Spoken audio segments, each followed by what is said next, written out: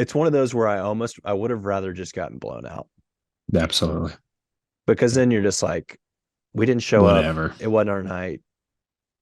Like, you have time. You're sitting there and you're getting blown out, and you just, it sucks, but you just got beat by a better team that night. Yeah. You It can live was with it not, that then. was not the case Friday. And I know people No. are going to say, don't put yourself in a position where the referees determine the game. But I'm like, the referee should never be in the position to determine the outcome of a game. They are there to control a game and call it fairly. And there were multiple instances the other night they get paid for this. This is their job. And there will probably be zero repercussions for it. Nothing will happen. They'll go on about their lives. But can we talk about all of the Where to blown start? calls the other night? Just for preference, I am not one who typically goes at the refs and says, like, you blew it, like, you kind of cost us the game kind of situation. But I some mean, of I, those I don't were like doing it either, but super, like, super questionable as to how they weren't called, to the point where even, like, Dan Wolken is going wild. Like, people that aren't oh, typically it was like all fans of over. Memphis going Yes. hard against the ref, saying that you just got screwed, Memphis. Yes. All of national media. It was everywhere talking about how we got Mm, screwed. And I will say, when they happen earlier in the game, they're not that big of a deal. So, like, sure. yes, I was furious about the shot clock review, them hitting. I knew as soon as they Can put you time. review that? No, you cannot. And they had the rules official come on and say you cannot review and add time. You can only review a shot clock if the shot was made and the horn goes off to see if it got Yeah. off in time. So I will say, as soon as that happened and they went to go review it and they put point 0.6 on, I literally told my wife they are going to make a shot here. And I'm just a heads up, I'm going to be furious about it. And then, of course, they drained a freaking fadeaway The three freaking in the three. corner. And one, there shouldn't have been time added because, to your point, you can't review it. Two, it was out of bounds on them anyway.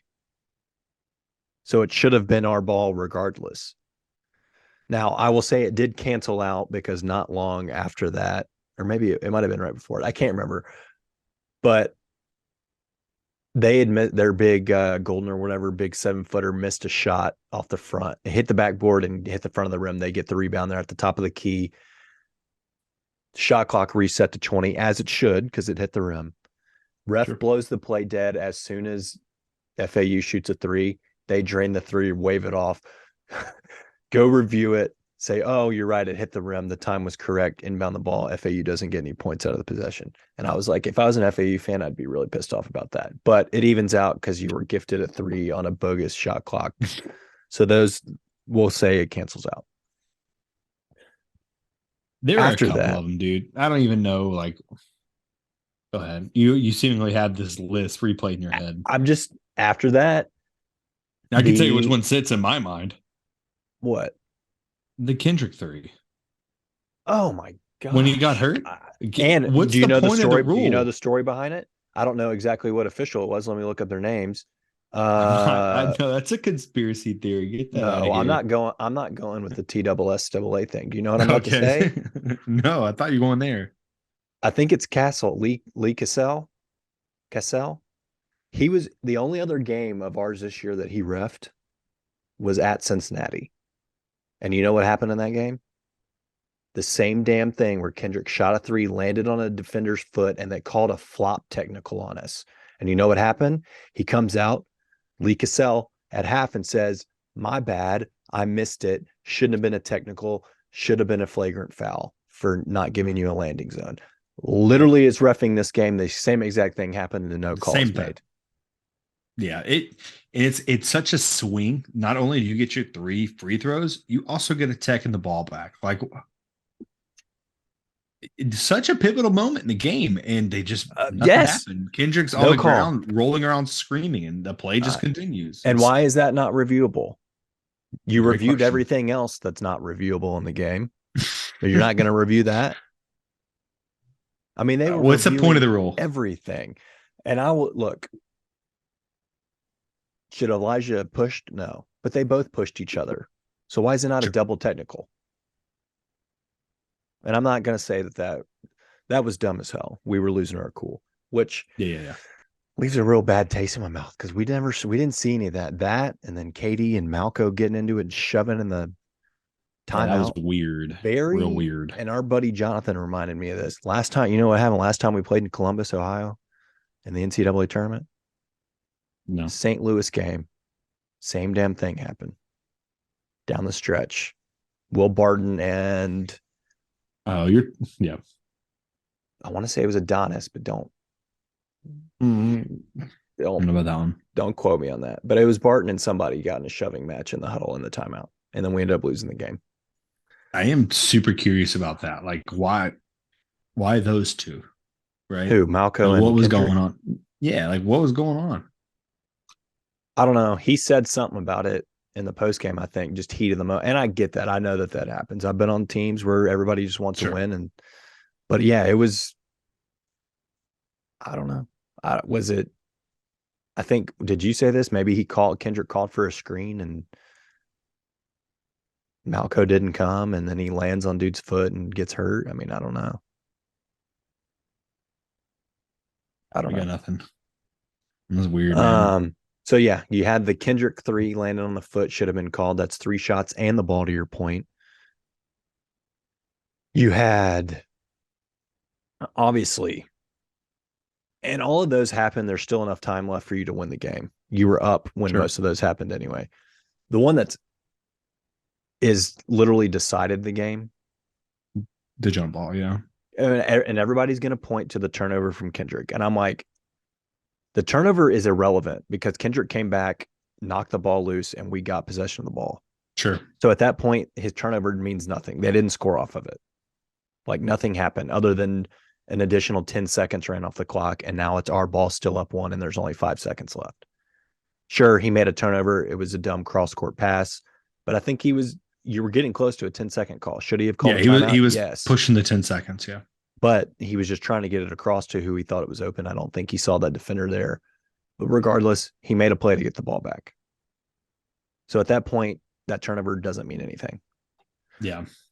That's also like, even if he gets it across and they foul us, like, maybe whoever misses both free throws or you make one and then they hit a 3. Like, there's a lot of that. The game's extended in that scenario. The turnover happens. He steals the ball back. There's only 5 seconds left now and we have the ball up 1. But to call that a jump ball was the most ludicrous thing I've ever seen in my life.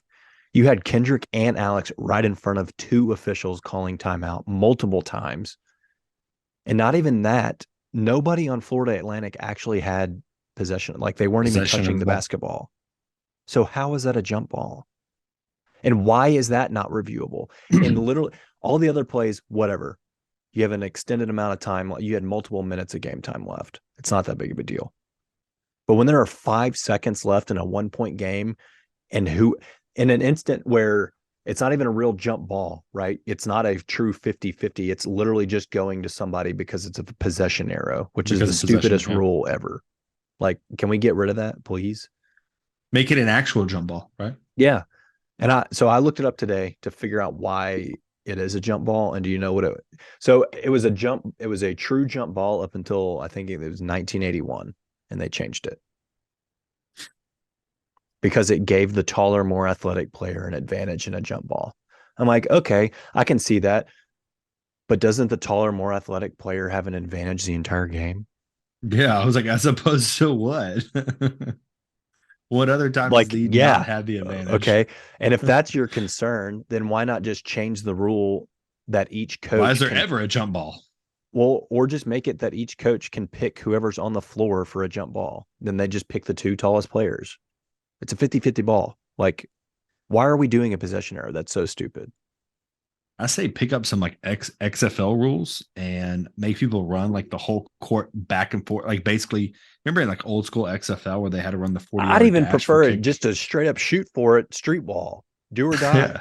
In that scenario, like quick game of possession, pig. which also brings me to a play that happened about a minute and a half before that when they called a travel on Jaden. Now that was a jump ball. Dude literally grabbed the ball while he was driving the lane. If you're okay, I thought it was a travel. I know what you're talking about. he grabbed the ball. It could have been called a jump ball. It could have. Yeah, I I mean, if agree. they called I the agree. last one a jump ball, then that one was 100% a jump That ball. one was definitely more of a jump Which ball then because there was brings at me to my least more next hands on point it. of if they had called that a jump ball, then the possession error would have been ours with 5 seconds left. But all that to say that the possession arrow is maybe one of the dumbest things that's in collegiate sports. Just get rid of the arrow. It's dumb. Make it jump balls. And if you don't like the taller player in that scenario having an advantage, then just allow the coaches to pick two guys to jump for it. I'll tell you what, when they made the game winning, what turned into the game winning layup, I was in my head, I was like, this is UCF. We're just on the other end. Like, we're going to get the ball back and we have 0 timeouts. We have no time to get down the court and it's just not going to go in our favor. And Two things. Why did we use our timeout because defensively they right were, there? yeah, they were trying to get Kendrick off the court. Wasn't that what was going on? They were trying to protect Kendrick in defense. I mean, I guess, but when there's 5 seconds left, just No, I don't think it's a good idea. No, I I think mean, you it just panned out to not be a good idea. the other thing I thought about, I'd have thrown KO in the game, literally, and just stand in front of the rim.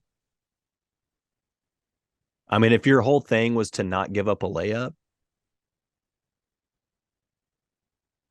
just stick him in the middle of the paint and have him be there as Yeah. a rim protector. I mean, I don't know. I don't know that I would have done it. That was just something I thought about after, and I was like, KO probably could have blocked that shot. And even if he didn't and he got called for a foul, sending the guy to the line for 2 shots for the with win that much pressure, yeah. with 2 seconds left, like, I could see him I splitting thought it. about that. I thought about But what to if just Eli give just up, shoved the dude? Like, whatever. just to give up a wide open lane straight to the rack, like, that was so bad.